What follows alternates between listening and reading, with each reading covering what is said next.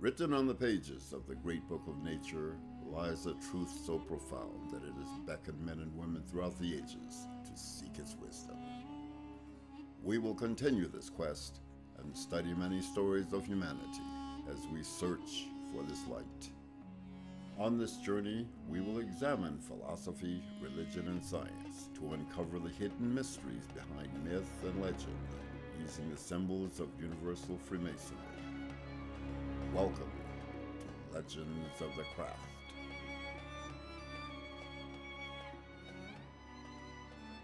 Welcome back to Legends of the Craft. I'm here with my co-host, Brother Axel Savari, and today's episode is Freemasonry, Perennialism, and the Origins of Freemasonry.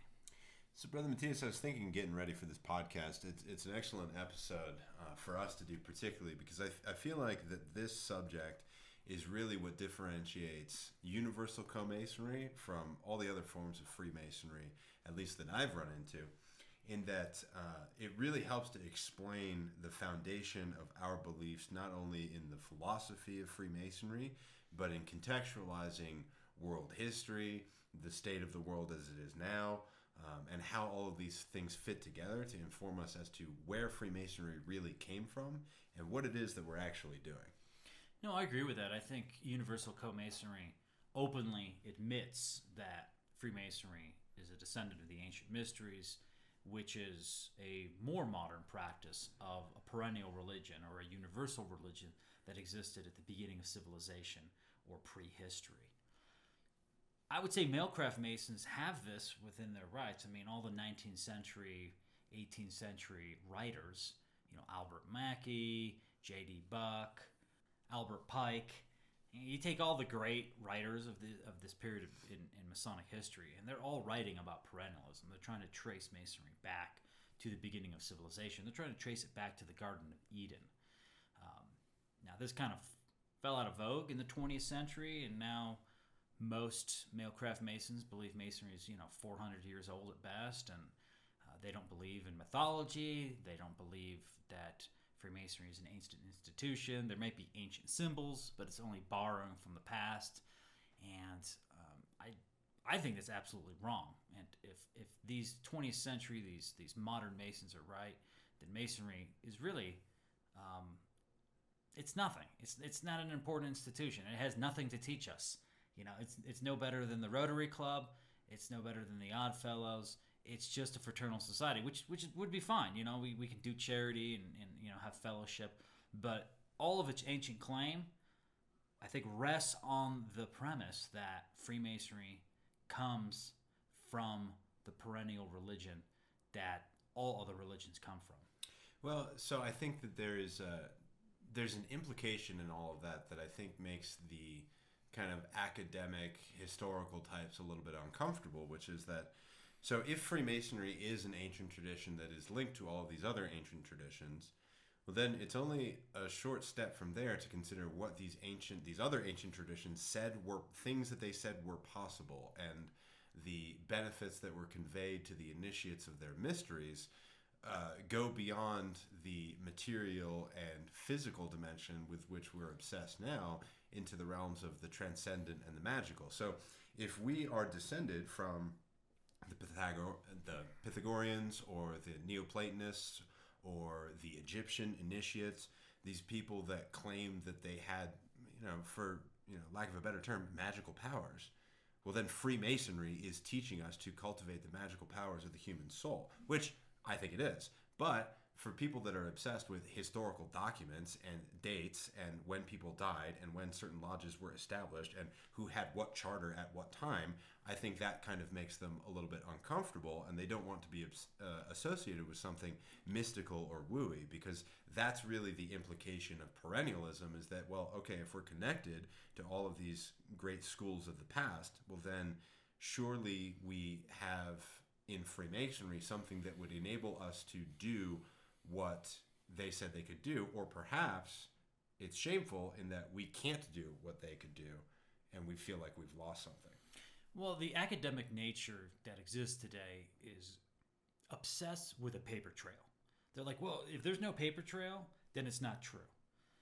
No, if there's no paper trail, then we're going to have to speculate a little bit. hence we're speculative Masons, right?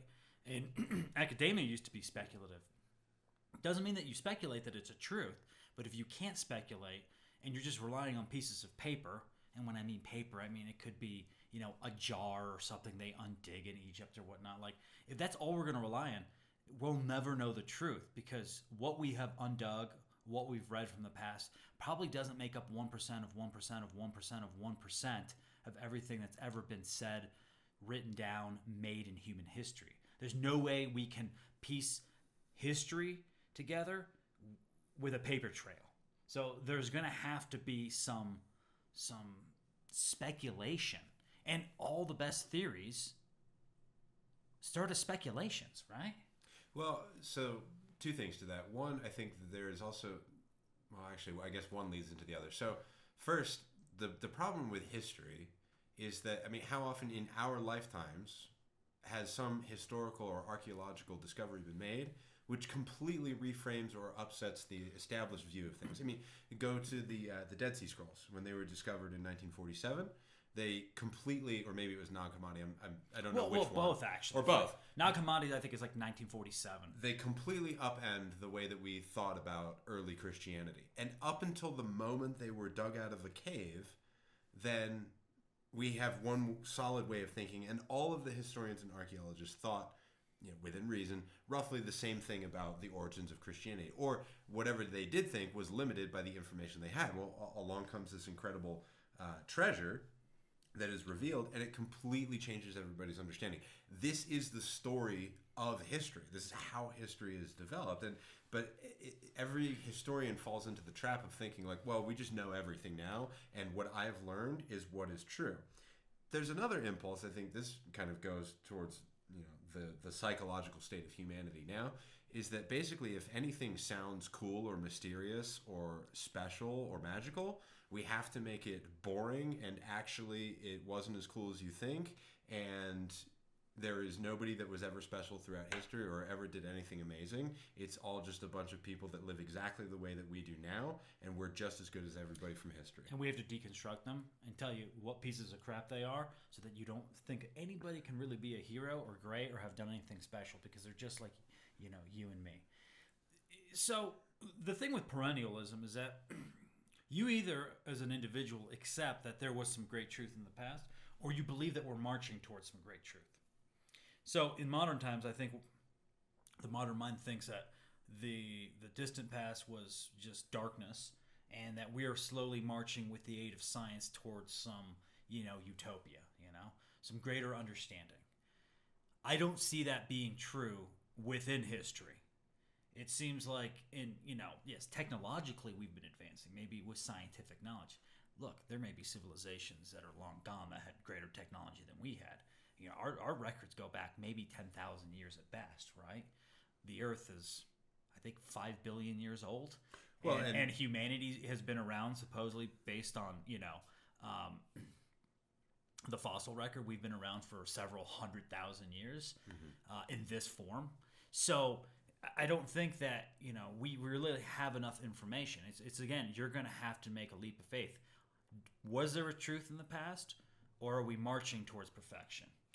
And that has to be, that's something you just have to establish in your own mind. There's no evidence that will point to one or the other.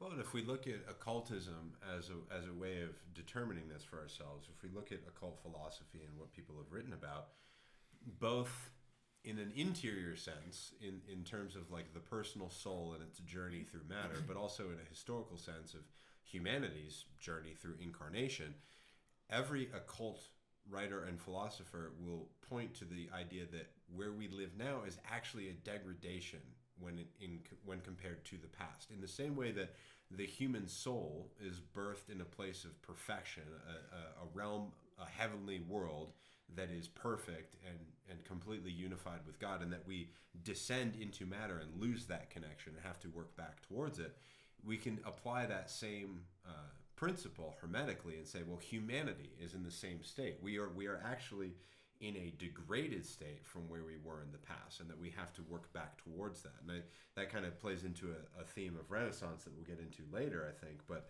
I think actually one of the great revelations of occultism is actually that we are not marching out of a state of darkness into a state of perfection, that we were once in a state of perfection and have descended into darkness, and whatever journey back towards perfection is now our job. But I think they are different fundamentally.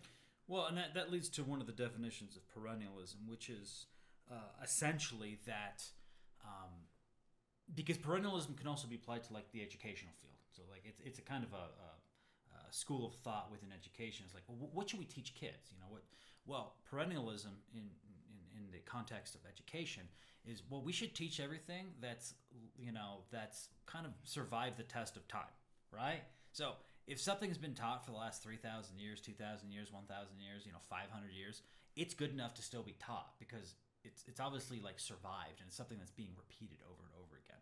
So one of the evidences for perennialism in this case is that every religion on the planet essentially says there was some sort of utopia, there was some perfection at the beginning.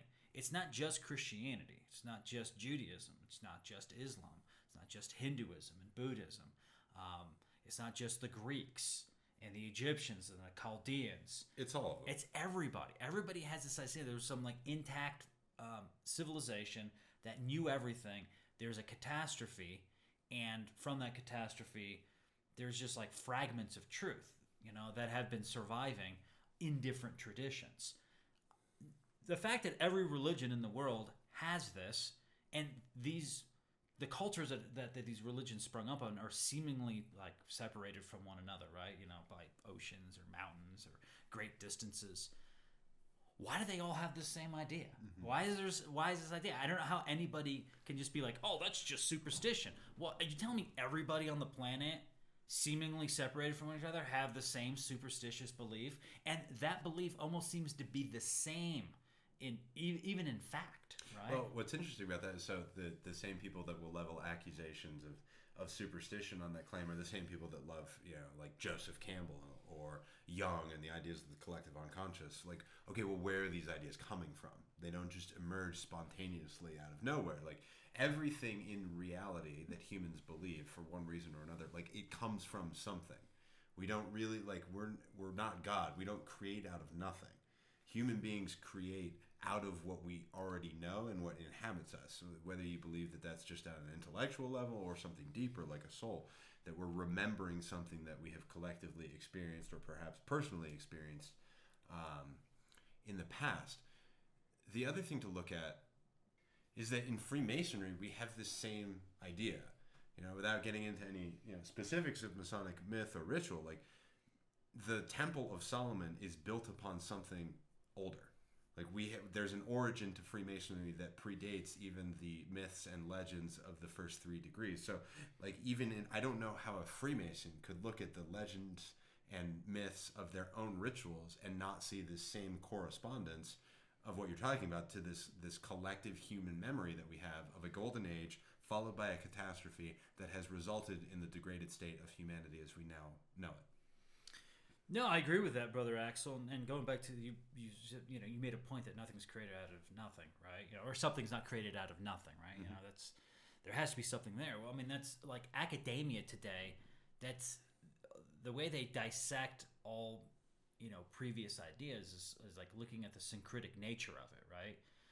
Which is, okay, let's take Christianity for example. Well, Christianity is partially, Hellenistic. It's also partly Zoroastrian. It's partly Jewish. And so they start to look at the different elements, and they're like, oh, this is a synthesis of different traditions that have come together, right? So they're trying to reverse engineer perennialism.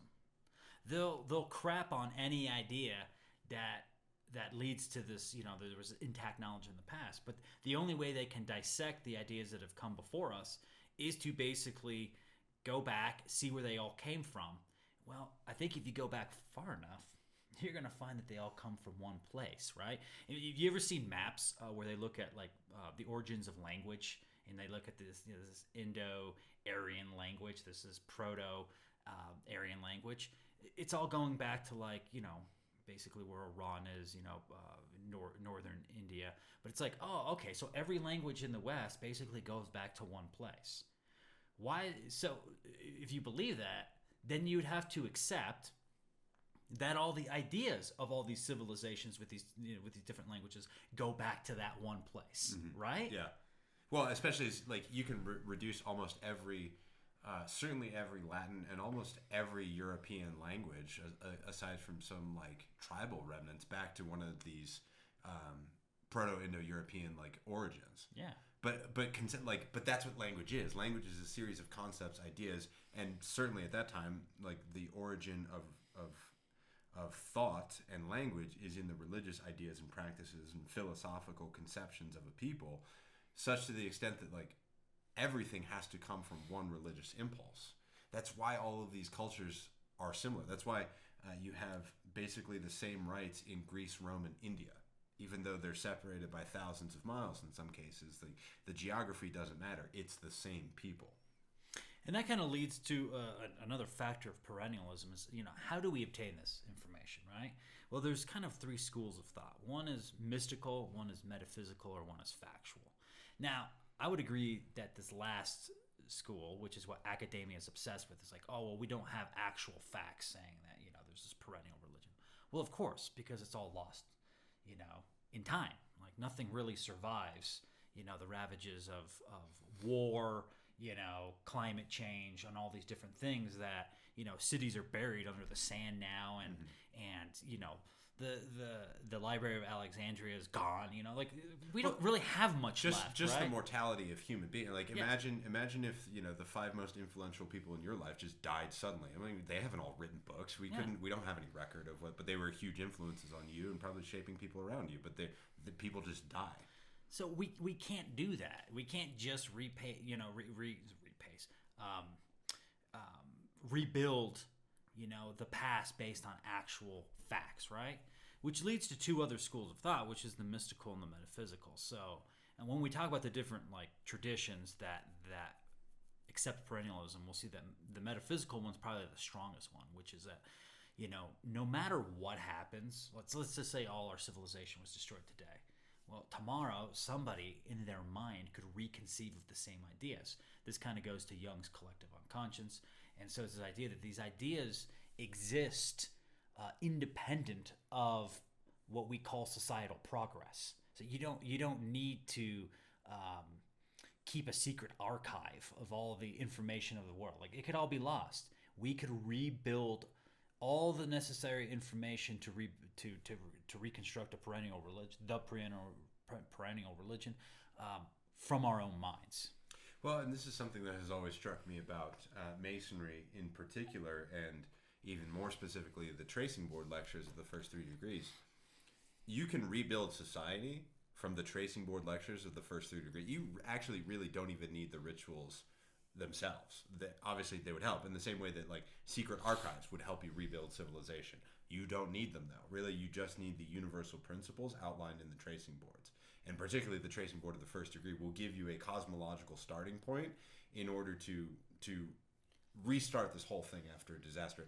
It will be imperfect. It's not going to be as good as it is. I'm going to disagree with you, Brother Axel, because I think, in this case, it would be helpful to have this information, but I don't even think you need it. That's the metaphysical school. Man would literally just look up at the stars. Mm-hmm. He would see the same patterns as someone did 10,000 years ago. From these patterns, they would devise tools, systems that would look just like our systems today. Yeah. You don't need anything. Now, if we had these tracing board lectures, if we have these working tools, well, we might shave, hundreds of thousands of years, tens of thousands of years off the rebuilding process, right? Mm-hmm. Which would be great. But the whole metaphysical idea is like, you don't need anything other than a mind. You're right.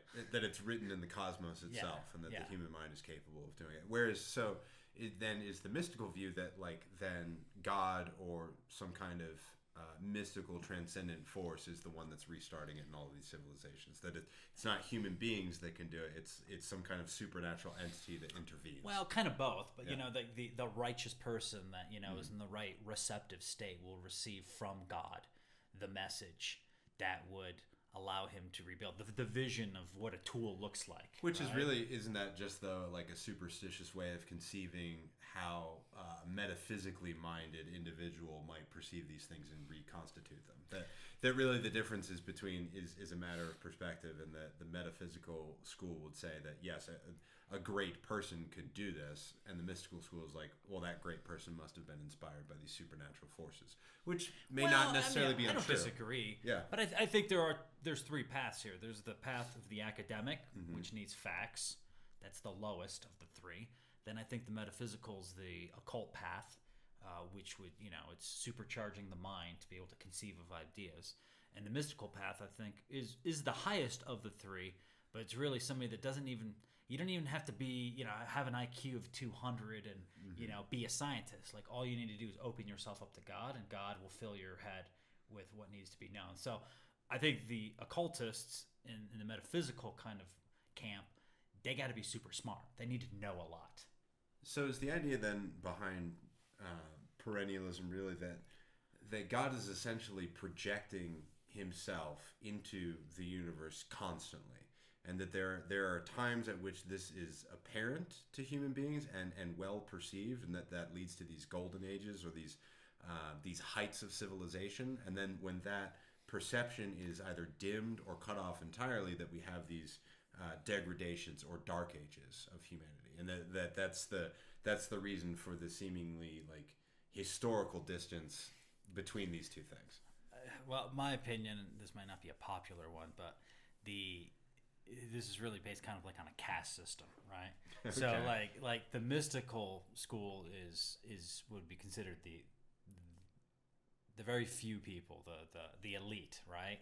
The metaphysical is kind of like, well, you have more people that are intelligent enough to conceive of these ideas, and the factual camp is kind of the democratization of all these things, where it's like, well, anybody should be able to like pick up a book and read about these facts and build anything. So it's like it goes from the hands or from the minds of a few, or to, because they have these transcendent experiences, to, well, now we have an intellectual class, the metaphysics.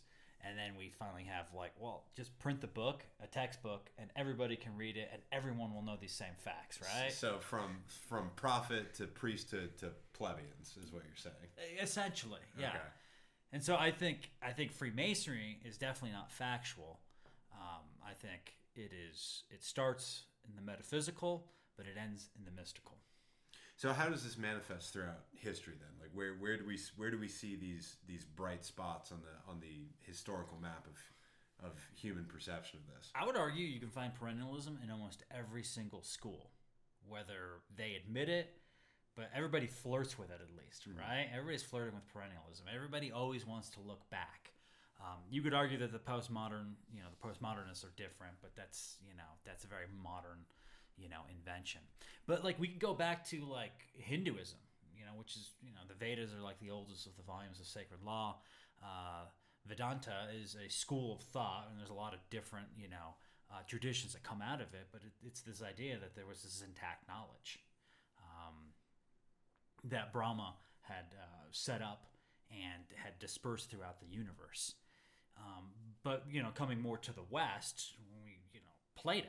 Plato, like, Pythagoras. They all talk about this idea that there was this intact knowledge. They call it Atlantis, right? And we could probably get into that a little later. But there was this older civilization. You go into the Jews in the Torah have this idea of the Garden of Eden, right? God created the earth, and it was all perfect in the Garden of Eden. And then, Adam and Eve are expulsed from paradise, right? And they take what they know from paradise. That's perennialism. So, Christianity and Judaism and Islam all have this as their basis, the Garden of Eden. It was very interesting with Plato, is he basically thought that like everything is already known to us, but we've forgotten. And so we have to go through the art of recalling what was. And that's a major part. I don't know if you've read about that. Yes, I got this story from you a long time ago. It's the story of Meno, one of the conversations that Socrates has with a friend of his. He's talking about this very idea that basically all knowledge is inherent in human beings and can be recalled if only given the right line of questioning. And to prove this, he has Mino bring one of his slave boys out from wherever they keep slave boys. It's always slaves with these people. So they bring out the slave boy and they have him start drawing things in the dirt to prove to Mino that the knowledge of geometry is perfectly encapsulated in the human heart already. It only needs a series of proper prompts and questions to bring it out. So they have this uneducated slave boy draw a very complicated geometrical proof in the sand. And, Mino's mind is blown, and Socrates walks away the victorious teacher once again. But it's an excellent encapsulation of the concept that you're talking about, that everything in human knowledge is a process of remembering as opposed to discovering something new. Like in occultism, there's nothing new under the sun, right? Everything has been done before. And again, this is part of the reframing of human consciousness that any time spent in the study of occultism, I think, will deliver to you this idea that we live in a revolving circle, not in a upward line of progress. Yeah, it's hard to disagree with Plato, frankly. I mean, I tend to believe in this idea, and I think Freemasonry, through its ritual, is essentially a series of movements, sounds, that I think attempt through a very tangible way to force us to recall things. I mean, essentially, I think that's all of religion and philosophy in practice, which is to try to recall, to remember the truths of our past. And of course this ties into reincarnation. So we have past lives that can be recalled if we do the right dance. Well, I think that's a fundamental teaching of occultism. It's all about remembering things. I think Eliphas Levi writes about this, that one of the first qualifications for training as a magician is to train one's memory. That without remembering everything, that you're not going to really achieve any process of creation. That there's this idea that that human beings are complete. We just don't realize that we are, probably because of this material veil that we've been plunged into. But it's interesting too that civilizationally the same thing happens. We're plunged into darkness by the overwhelming nature of material history. Wars, famine, disease, catastrophe comes upon the land. Well, what do people do? They immediately forget civilization and just begin this kind of scrabbling for survival. And that Masonry's purpose is not only to overcome that in the individual, but also in the society that it's trying to help. That we're trying to give people something higher to project themselves out of this material state. So continuing with the history here, so we have the Hindus, we have the Platonic schools, the Platonic Academy, we have Neoplatonism, kind of bringing back the ideas of Plato after Aristotle, that materialist bastard. He's such a dimwit. Like, he just couldn't understand what Plato and Pythagoras had to say. Aristotle is truly the original philosophical midwit. It's like right now, like in academia, I think it's just filled with Aristotles that just don't understand anything. Aristotle was brilliant. I'm not saying he was a dummy, just a little bit. But he certainly didn't understand anything metaphysical compared to his predecessors. But in any regard, so we move on to, the Middle Ages. There's, darkness. Nobody really knows what's going on. It's only here and there in the monasteries that, some truth is preserved. Really, like Platonism, for example, is preserved in the Middle East, and then reintroduced through the Crusades back into the West. And then we have the Renaissance, right? Mm-hmm. And the Renaissance is very interesting, because here's the idea of going back and looking back to Greco-Roman times for inspiration. Like, oh, they had the truth, and there's a restoration idea. And so I read something today, in preparation for the podcast, which is like, the idea that the Renaissance, all Renaissances are actually perennial movements, because it's this point where there's kind of darkness, nobody knows what's going on. There's some stability. There's a little bit of scientific light, philosophical light, and what do people do? They're like, let's look back to what the previous golden age had and try to recall, rediscover those things. So when you look at the Italian Renaissance, you look at the German Renaissance, you look at the Islamic Renaissance in the 13th century, they're all perennial movements. I thought it was really interesting, that idea.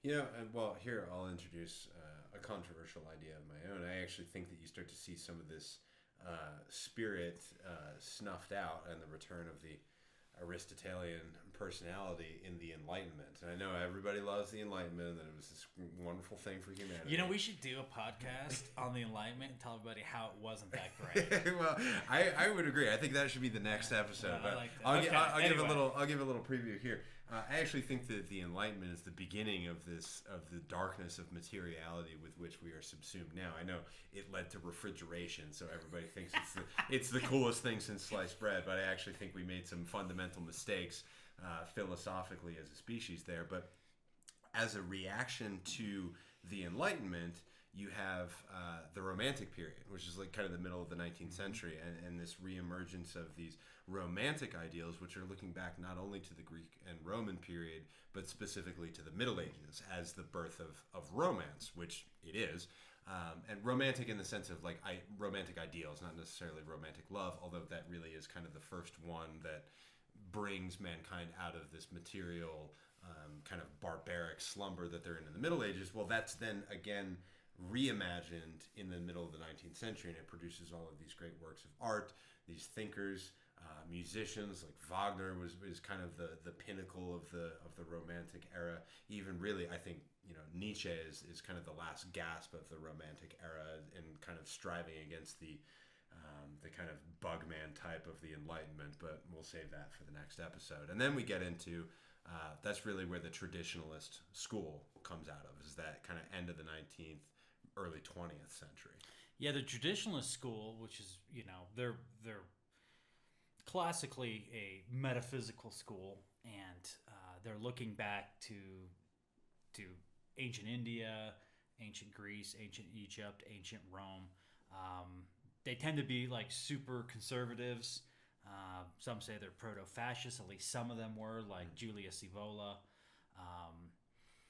But it's this idea that there was this intact truth in the past, and that we need to recreate that, and that modernity is essentially like the enemy of perennialism. Well, I think their contribution is really a kind of paradigm shifting view that progress really isn't progress, or if it is, it's progress downwards, not upwards. That what we think is progress is actually we're veering totally away from what the way that human beings are supposed to live and think and practice religiously.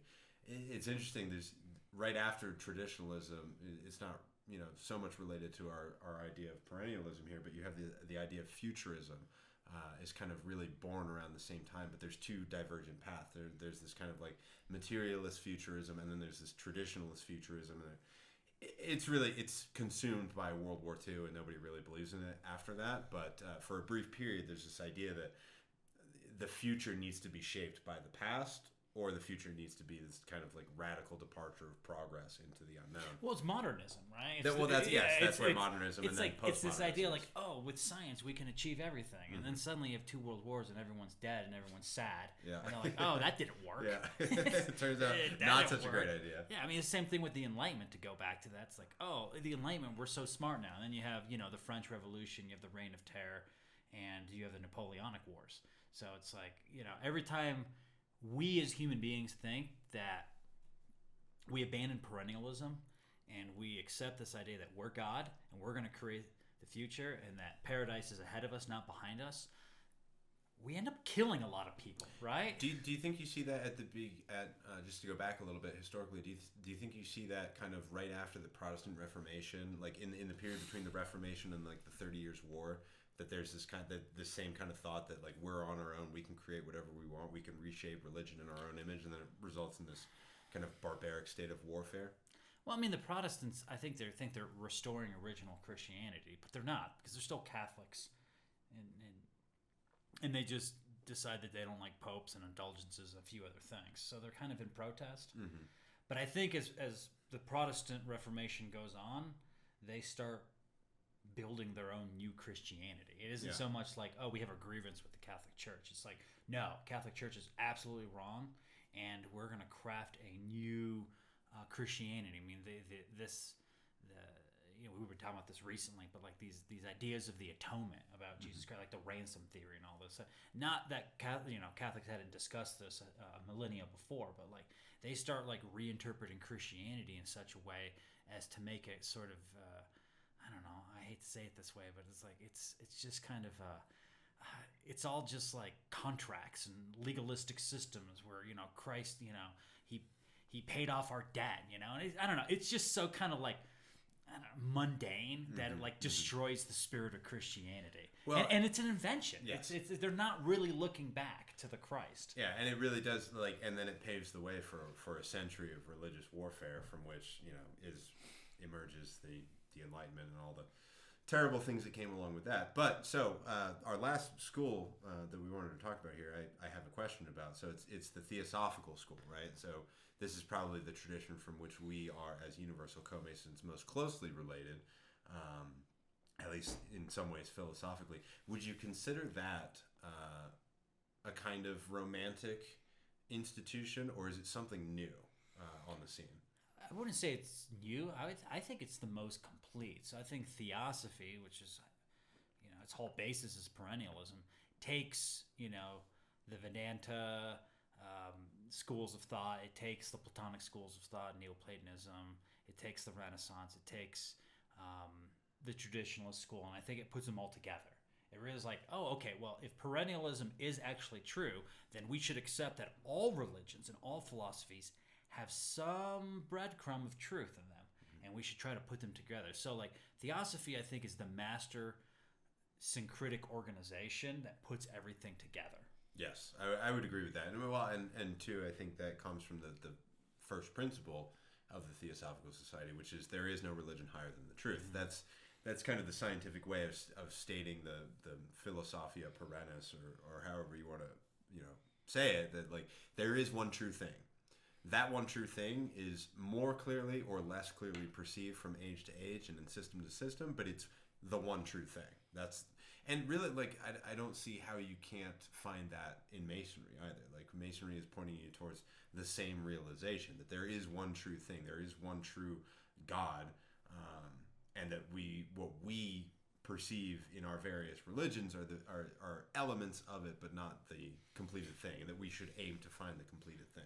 Well, I think changing gears now, since I think we've kind of explored kind of the history of perennialism, at least as much as you could do in a half hour. I think we should kind of pivot now towards kind of Masonry. I mean, I think we should touch on Huxley real quick. Yes. Because he wrote a book called The History of Perennialism, where he tries to kind of, reduce all the religions into like what their basic ideas are that must be the perennial, theological points of view. But like looking at Masonry specifically, what is Masonry? Masonry is an elite school. Okay, it's esoteric. I mean, there are secret histories, and these histories are only for the initiated.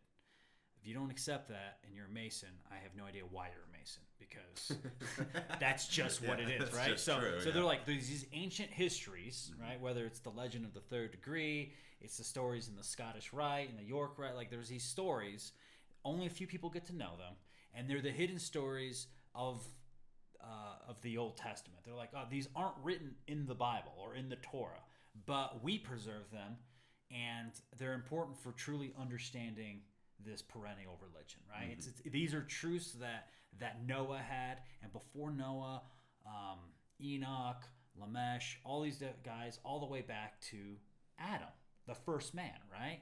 So in that regard, as Masons, we believe that we possess a knowledge that goes back to the Garden of Eden. Now, whether you think the Garden of Eden is a symbolic place or it's a literal place, it doesn't really matter. It's this idea that wherever the man initiated his journey, we as Masons have some facts about that no one else does. Mm-hmm.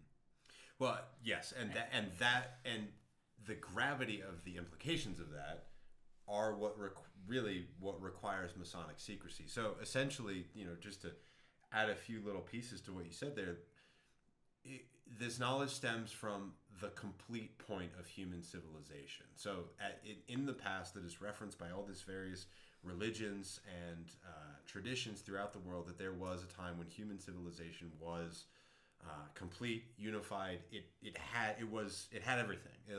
It knew. In the modern time, we call this Atlantis, and people project all kinds of fantastical things about Atlantis. They had flying cars, they had nuclear weapons, they were in space, they had all the. It doesn't really matter the particulars of what kind of technology they had or didn't have. It's this idea that they were at the pinnacle of human development. Yeah, but that idea that they had lasers and spaceships and all that's the corruption of the factual school of perennialism. They're like, oh, there's all these facts, and then people are like, well, how do you prove that? Oh, I can't. Well, okay, that's because it's probably not true. Mm-hmm. And it doesn't really need to be true to make the point. So there was this time. Masonry, I will say that Masonry does assert that there was this time, that this thing did exist, and again, it's one of my irritations with the academic faction of Freemasonry. Well, there's no paperwork proving that Atlantis ever existed. It's yeah, bro. That's in the whole story is that there was a world-destroying calamity that erased all record of it, except for what we have preserved. Yeah, it's the story of Noah. But they're like, oh, well, that's different. No, Atlantis and the antediluvian world is the same thing. They're different names for the same thing. It's in the mind that can't conceive that, it will be difficult to conceive of perennialism at all. Well, and this is where the difference between exotericism and esotericism are kind of blended, because yes, it's an esoteric idea that can be applied symbolically, but it's also probably true to a certain extent. They're civilizations rise and fall. Civilizations have risen and fallen within human memory, at least within the historical period. Napoleon's France is no more. The Holy Roman Empire disappeared 5-6 generations ago. Things happened recently. We know that civilizations go away.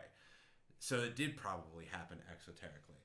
Esoterically, here's why it happened. Well, it's like the Pythagorean theorem, right? We're like, oh, Pythagoras discovered that in the 4th or 5th century BC. Okay, that's what I was taught in school. I just read an article a month ago. They're like, oh, the Sumerians 5,000 years ago, we just found a tablet, somewhere buried in the desert, tablet, and they actually had knowledge of Pythagoras' theorem. Okay, well, are we going to find another tablet in 100 years saying, oh no, actually we found a civilization that's 30,000 years old that had the Pythagorean theorem? I don't know. Yeah, but we probably will. But probably. That's just saying. The thing is, if we don't know 99.99999% of everything that's ever been done in human history, then there's so much that can be discovered within just 1% of human history that would completely alter everything that we know about everything, right? Yes. Let alone if we knew 100% of everything. Well, and I think symbolically, what Masonry is teaching us is not only to find that within ourselves, that there are discoveries that we can make that will fundamentally change our orientation towards the world. I think that's what every degree is in Masonry. It's a new clay tablet, right? It's a new revelation, a new piece of the truth that will slowly evolve and change your worldview, ultimately shaping you to the point where I'm not there, but I suspect that at the end of the journey of the degrees, the idea is that you have a complete vision of the world, and that basically everybody's thinking the same. You have, of course, you can disagree about certain things, or this fact or that fact or whatever, but ultimately everybody has been completely aligned to think about the world and to perceive the same thing in it, the most complete truth possible. Well, that's what Huxley writes in the History of Perennialism, and I think the book was written in 1944, right? He has something called the minimal working hypothesis. And so he's been studying all the world's religions and philosophies, and he reduces everything to kind of 5 ideas, which I'll summarize. So that first of all, there's a Godhead. Godhead being that there's multiple components, so we could say that Trinitarian or whatnot. But there's a God, and God is sort of a complex and mysterious, multifaceted entity, yes, or principle, right? The second is that this Godhead is transcendent and immanent, right? He's here. He's here. He's everywhere, right? The third is that it is possible for human beings to love to know and to become either the Godhead or part of the Godhead. Mm-hmm. The fourth idea is that it's our purpose as human beings to discover the purpose of human existence. Which is to become that Godhead. Yes. And then the fifth is that there is a law, what he called the law of Dharma, or the Tao, the way, that human beings are to achieve their final end. We have a destiny to fulfill. We have to uncover the perennial truths, and then basically go back into a state of perfection. Well, that's very interesting because it's mirrored, I think, in the theosophical idea of that there's an ancient narrow path that leads to immortality. Like it's almost the same exact wording, that there is a one way. It's hard to find. It's even harder to follow, but that it leads to this place where you are reunified with the Godhead. Well, I think Huxley just took theosophy and then just took out all the Secularized Sanskrit it. words and wrote a book and became famous. Yes. But it's essentially the same thing. Blavatsky had already discovered, I think, a lot of these points. But it's interesting because, like even with like Christianity, you have God. God sends His only begotten Son down to give a message about the way, about human duty to the people of the earth, and then dies and is resurrected and returns to God. So He's also the exemplar in that He shows us the way back, right? Yeah. Well, we He's giving us perennial information that was in the Garden of Eden. We need to take that and we need to find our way back home, right? Yes. Which I think the Bible, doesn't the book of Revelation, or maybe it is in Genesis, I don't recall now. Like there's the tree of knowledge, and then there's the tree of life that we're supposed to return to. We're supposed to return to the Garden of Eden at some point in the future. Well, and that's that has its companion in, oh God, it's one of those Sumerian myths where some god king has to basically swim through an underground river and gets back to the Garden of Eden and finds the tree of life and attains immortality. It's like that, the idea that the knowledge, that the fruit of the tree of the knowledge of good and evil essentially sets us on this path, and that waiting at the end of it is the tree of eternal life. Yeah. That immortality is our destiny and reward for following the path of material incarnation to its end. In everything that we've spoken, Brother Axel, this leads us to, I think, something in Freemasonry that most Freemasons don't know, which is there's a theory by Albert Mackey in his book Symbolism of Freemasonry, where he outlines, because he was a perennialist as well, where Freemasonry came from. He's like, what's the origin of Freemasonry? And he at the beginning of this book has like 19 points. Albert Mackey, I love him to death. I think he's brilliant, but he's so boring to read that I think most people have never read this book. But I would highly recommend it to all the brethren. Read the Symbolism of Freemasonry, because this theory of his, I think, is one of the best theories out there. Now, the modern academic are like, well, we don't have any facts about this. Well, you're right. We can't prove that this is correct. But Albert Mackey basically built Masonry as we know it in some ways. So I'm not going to discount what he has to say. And I think as you listen to his points, it will show the perennial nature of Freemasonry, and it blew my mind. So I suspect it might blow your mind. Yeah, let's get into it. Some of these points are a little bit long, so we will summarize them. But we'll read as much of the original writing as we can, because, like you said, the first time I read it, it's the most complete theory as to the origin and I'll say destiny of Freemasonry that I've ever come across. And if we go to to Anderson's Constitution of 1723, he writes something, and he says, Adam, our first parent, created after the image of God, the great architect of the universe, must have had the liberal sciences, particularly geometry, written on his heart. For even since the fall, we find the principles of it in the hearts of his offsprings.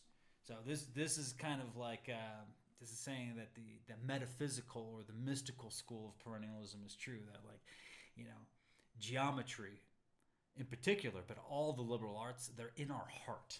Right? Well, so this brings me to an idea that I've kind of been formulating over the past few months about Masonry itself, that I think returns to what we were talking about at the beginning of all this, that we don't as human beings create anything out of nothing, But it's very interesting to me with Masonry. It seems that the most interesting question in Masonry that almost never gets asked and is certainly almost impossible to answer is like, how do we know all this? Freemasonry deals specifically with, at least in some aspects of it, deals specifically with what happens to the soul after death. How do we know that? How do we, like, it's this thing, like, we all go through this, we go through these rituals and everything, and then, like, nobody ever asks, like, well, where did we get all this information? We're being distinctly told about the geography of the afterlife. It's like, well, who came back from the afterlife and told us all this stuff? Where do we have it from? Now, this idea that it's written in our hearts and that it's a process of remembering it because, again, material life is not the pinnacle of human existence. It's a preparatory spiritual stage life for our true spiritual life that comes after death, which is the gateway to our further life. And and if we get into this first point of Mackey, I think he's essentially saying the same thing. So Mackey's theory essentially begins with this idea that, like, you know, there is truth, and that it's been communicated to us from God. That certain men have been inspired. So this is kind of to your last point here. Like, you know, certain men have been inspired throughout time. And I think this is the metaphysical school. Like, you know, the righteous men opened themselves up, and God filled them with knowledge, right? So that's his first point. Well, to that, I think, you know, if we compare this to some of these other traditions outside, because Mackey's writing from a very kind of like Judeo-Christian point of view. He's talking about what you find in the Bible, because he was a staunch Christian. Not that there's anything wrong with that, but you see all of this stuff mirrored in these other cultures. There's always this idea attendant with the idea of the Golden Age, that it's a period when the gods walk with men. That there was a time when the gods, and you see this in Egypt, in Sumeria, in Vedanta, there was a time when the gods shared the earth with men and instructed us in all of these things. And then, Well, even if you're Christian, it's the same thing. It's in Genesis, Yeah. you know, that the gods walked among us, right? So certain men were inspired, right? His second point, and he's laying out his argument here, is that there's basically like two abstract propositions. This is go back to kind of Huxley's ideas, I think, is that, you know, the unity of God, you know, or this Godhead, this complex, multifaceted entity, and the immortality of the soul. So there's the unity of God and there's the immortality of the soul. These are two pillars of truth. Mm-hmm. Yes, so like basically these are the two principles or propositions which all of Masonry, and to him all of religion, rests upon. That this is what's actually behind all other religious truth, because what he's looking at basically is that even in the polytheism that exists before Christian monotheism, and actually there's a parallel to this in like ancient Egypt. There's, I forget who it is. It's the pharaoh Aten, I think, or Atun, that comes along and says, "Oh no, actually, the monotheist. There's actually one God, and you know he's eventually killed because everybody liked their polytheistic pantheon of all these multiple gods." But he's basically saying that there is, behind all of that, there is one God, and always has been, and that the multiplicity of gods is a way of kind of satisfying a populace that's not yet evolved enough to hear the truth of that there is one God. Yeah, so polytheism is just monotheism for kids. Yeah, exactly. Yeah, split up into a set of understandable characteristics. And then so the other thing that is fundamental to this point is the immortality of the soul. Mm-hmm. The idea that humans, two things. One, your life continues after death, and the second thing is that by implication, this is not your real life or your real origin. And so he's saying that whether you're, you know, essentially, you know, Judeo-Christian between quotes or pagan, that these two kind of rested at in all religions and all philosophies. So that's his second point. His third point, that these two truths were handed down probably by a line of patriarchs, right? Which, you know, specifically because again he's Christian. He's talking about the race of Seth, right? There's a certain lineage of patriarchs. So this is the antediluvian period. This is before the flood, and so this knowledge gets passed down from Seth, who's the third son of Adam and Eve, through the races of mankind up until Noah, who then takes center stage as kind of the pivotal figure in Mackey's theory here. So if we go to Mackey's points 4, 5, and 6, he basically explains how there's a deluge because man has become wicked, and the true worship of God continues through Noah after the flood, with him and his 3 sons, and then he disperses his 3 sons to the 3 parts of the world, one to Europe, one to Asia, and one to Africa, Ham, Japheth, and Shem. And that this true worship continues until a period that's probably like the Tower of Babel is being built.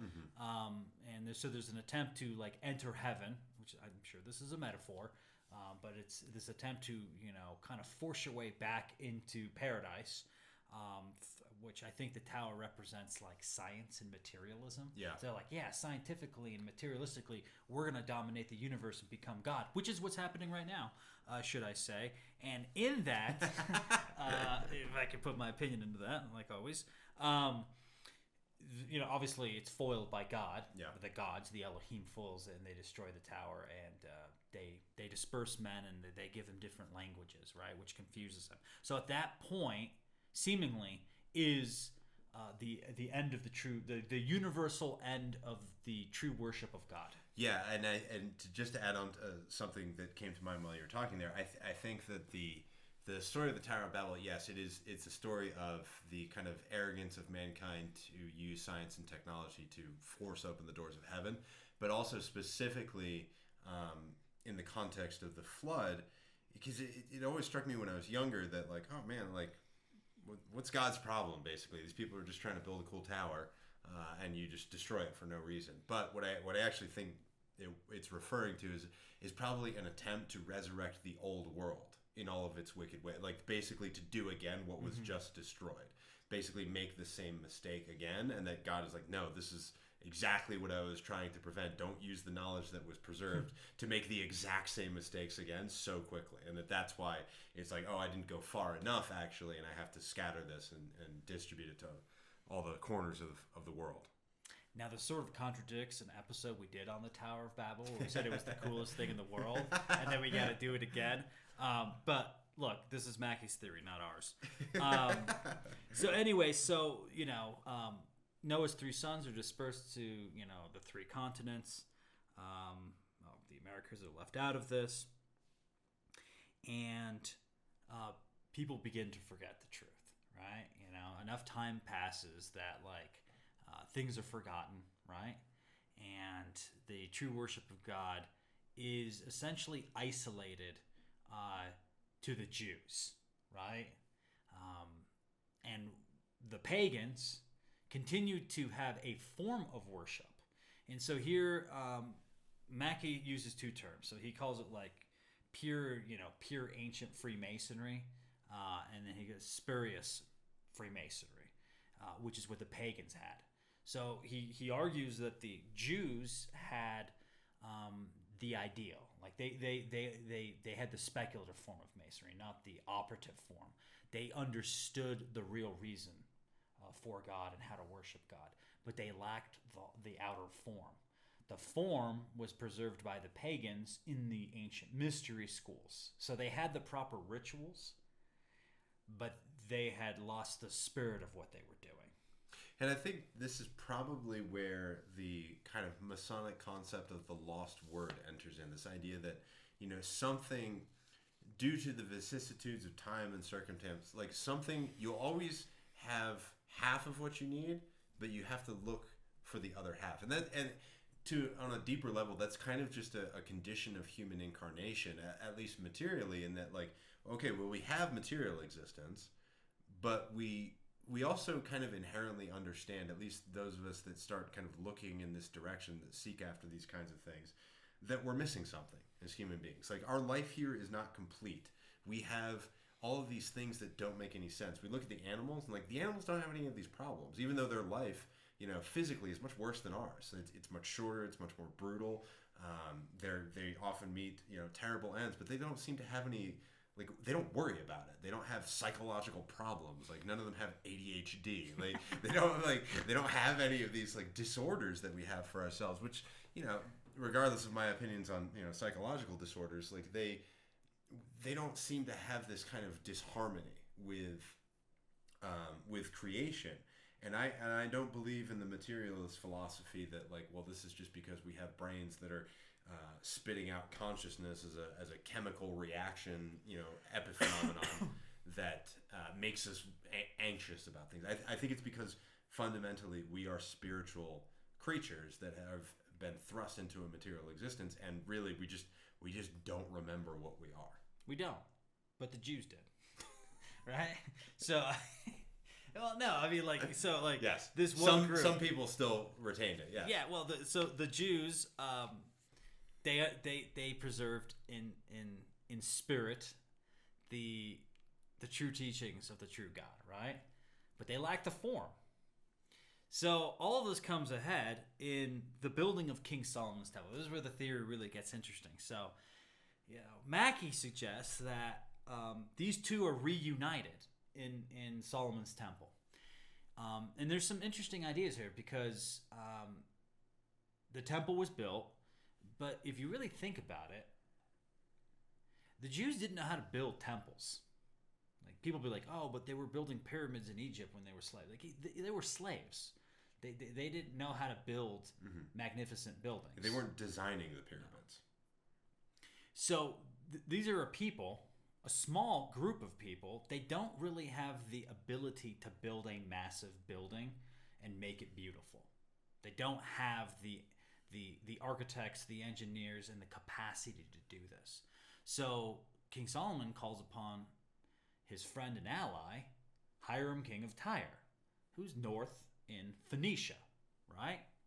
What's interesting here is that there is a school, there's a guild of people building Greco-Roman temples that far north, supposedly, and they're called the Dionysian architects.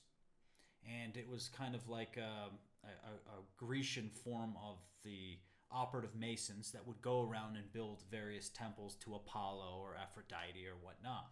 And that just to interject, that's very interesting because there's these like unexplained massive Greco-style temples in Lebanon of all places, which I think is geographically where we're talking about, right? Like, yes, like Baalbek is essentially like one of these like gigantic temples that. Well, that's more ancient than any of this, but yes, I mean there's all these like monuments up there, but like there's literally like several hundred miles north of Jerusalem, there are basically a guild of Grecians building temples.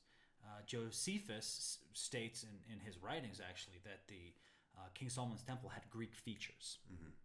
Now he could be wrong, but we rely on Josephus for a lot, right? Yeah. So why not that? So how is there Greek architecture there? So the idea is if you connect this to the legend of the third degree, and we take any stock in what it says, then King Solomon couldn't do it. He sought out an ally in the north. And what did this ally do? Well, he sent his chief architect, right? Mm-hmm. He sent an architect, right? Because the architect of the temple, Hiram Abiff, is not a Jew from Jerusalem. No. He is from another city. He's from Tyre. So the idea is that Hiram Abiff actually is the head of the Dionysian architects. And so this entire guild comes down to help build the temple. And they start building this temple, but they're obviously they're building it to certain proportions that are laid out by these Jewish high priests. And so there comes this connection between this spurious and this pure Freemasonry. So the form and the ideal are united in the construction of the temple. So why is the building of King Solomon's temple the most important story in Masonry? Because it's literally the moment that the perennial religion was reunited, the two different factors of it, and reborn.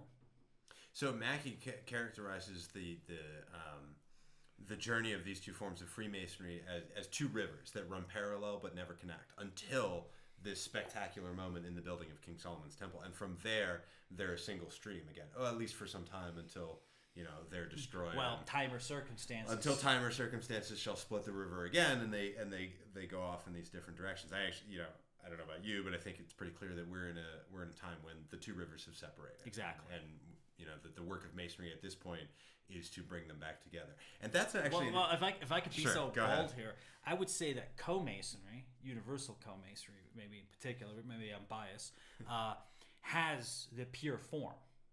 The Mailcraft still, with all their massive buildings and money and all that, they have all the documents and the vaults and The facts. with the facts and everything. They're essentially the pagans now. So they retain the form, but Co-Masonry has the spirit of Masonry. And until time or circumstances unite the two, it's going to be two rivers separated.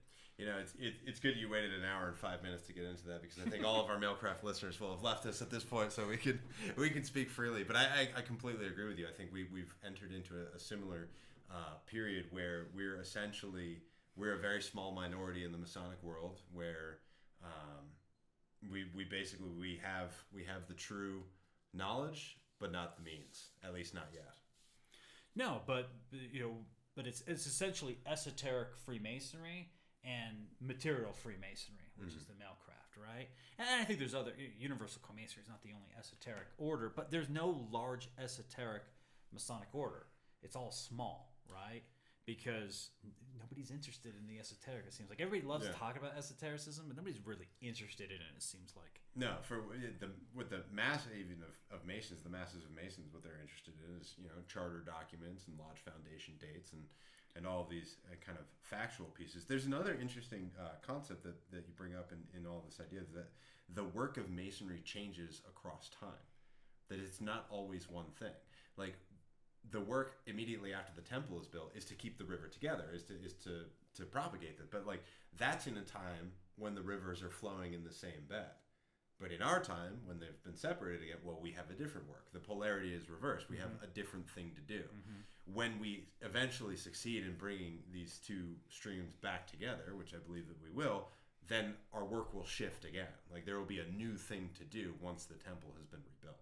But what's interesting is that in this instance, before we go back to Mackey's theory, the pagans were the ones that were mixed. They allowed women into the mysteries. The Jews didn't allow women, right? And here we are in Masonry, and the Mailcraft Masons don't let women in. And the esoteric section does. So there is this reverse of polarity that you're talking about in just the inclusion of the two sexes in this work. And I think if you think about it, if we take Mackey's theory to a higher level, spurious and pure Freemasonry, that's also male and female. Until they are joined together, then there can be no unity, and you can't unlock the secrets of the perennial faith. Well, even to delve into some kind of occult gender symbolism for a second, Mackey talks a lot about how the pagans were idolaters, in the sense that they had physical objects that were at the center of their worship, that they were and also as temple builders, they were geometers in the original sense, in that they were earth measurers. They were very it was built around sanctifying certain parts of the earth. So the temples would be built to certain astronomical alignments in order to draw down certain energies on the earth. It was very much about changing the structure of the earth to shape the flow of energies across it, which, if we look esoterically speaking, that's a very kind of feminine energy. They're shaping a feminine energy from matter, or the earth. It's the original earth mother. Whereas the pure, primitive Freemasonry, it's entirely abstract. It's not connected to the earth at all. It's this mental thing, which is a very occult, masculine force. It's the idea of the thought forms of the mental plane coming down and penetrating into the earthly temples in order to inform exactly the proportions that they're supposed to manifest in. Well, it's heaven and earth, right? Somebody has the secrets of heaven, someone has the secrets of earth. But perennialism is the secrets of both earth and heaven. So until you join those two together, there can be no progress in the building of the temple. Going back to Christianity, I think that's, Jesus represents that bridge. He's the second logos, right? He's the one that bridges earth and heaven. He allows man to, go up Jacob's ladder, right? And right now in the Masonic world, we don't have that bridge. That bridge, I think we're waiting for something to happen that it will allow spurious and pure Freemasonry to rejoin once more. In the case of King Solomon's Temple, it was Hiram Abiff that seems to have been that bridge or that conduit that joined, this Grecian school of architects and builders with the Jewish religion, with the Jewish theology. It's interesting that you bring up Christianity in that, because we were talking about this a few days ago, but as Masons, I don't think we can get away from interpreting things symbolically, but in the case of Christianity, I mean, there probably was a person that we now call Christ who did live and did die in such a spectacular way that all of history changes at that point. And it seems like any time that you get this kind of this bridge to be formed, things change. In the same way that Hiram forever changes Jewish history at the building of the temple, and his death at the building of the temple, it changes everything for really up until Christ comes, and his death changes everything. That these moments of bridging really do they change the polarity of the world. Yeah, and I think we're waiting for, quote unquote, our Messiah, the Masonic Messiah, to come once more and to bring together all the various elements of the Masonic world. Because, really, Masonry's in decay. We've talked about it before. No Mason will deny it. Why is it in decay? Because it no longer fulfills a purpose, right? The vehicle is dying because it's not fulfilling the purpose of the spirit that controls that vehicle. And so I think we need to find a new vehicle, right? But I think that vehicle is Co-Masonry, because Co-Masonry is not only co-ed, but it also is esoteric, right? And that, if Masonry is only, baking cookies and selling them for money to help little Timmy get new crutches, then I think what is the point of all these rituals? Yeah. No, those rituals, whether the male craft knows it or not, they're preserving a form. That's why they shouldn't change anything. Yeah. Whether they know it or not, they're doing the world a great, great, great thing, which is to preserve these ancient forms, the spurious forms of Masonry, that they can one day be revivified with truth. With real life. Yes. Yeah. And, in a kind of a final... the final points of Albert Mackey here in his theory is that the Dionysian architects survived this time. They actually flourished for another 1,500 years. They even survived the end of the mystery schools by the Emperor Theodosius. Ended all the mystery worship in the 4th century, but they continued to exist. And Mackey believes they continue to exist up until they essentially became what is the operative guilds of Masonry in England and Germany and France and all that. And so that these same schools carried on, but over time lost a lot of what they had learned from the Jews from the building of King Solomon's Temple. A couple just interesting facts too is the Dionysian architects. They had passwords, they had grips, they had ceremonies. It's almost like when you read about them, it's all the same. Some people are like, how do you know that this school existed? And I'm like, dude, there's a bunch of ancient Greek philosophers. Strabo talks about them in his geographies, and they've been mentioned throughout history. People have written books about it. Do we know a lot about them? No, but we also don't know much about 2,000, 3,000 years ago. Well, it's interesting. What we do know of 2,000, 3,000 years ago is what they built. Yeah, it's still there. It's still there. It's still there, and it's the same with the operative guilds. You go to a place like Chartres or Roslyn Chapel. You can still see the traces of what is clearly more than just a building profession. And it's interesting that you make the point about the operative guilds, because if we take our conjecture to its end, this idea that mailcraft masonry is in fact now spurious masonry, the operative guilds end up being the creation of mailcraft masonry. The end of that whole chain is what we have now in the majority, except that it's been 3,000 years, and so the roles are now reversed.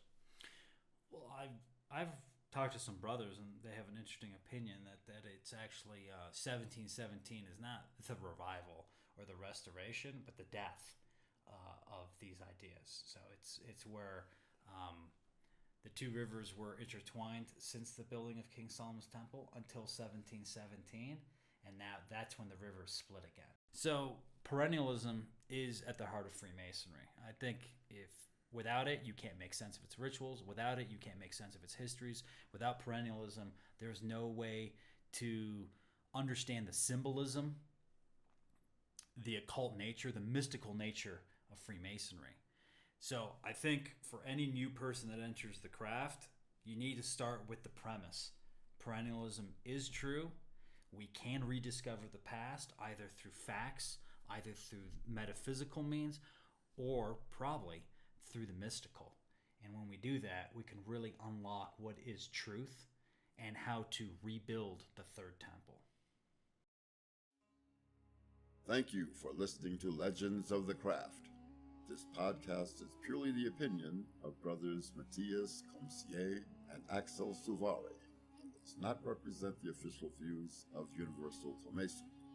Universal Co-Masonry is a Masonic order founded on the principles of liberty, equality, and fraternity that admits men and women without distinction of race, religion, or creed. For more information, please visit universalfreemasonry.org.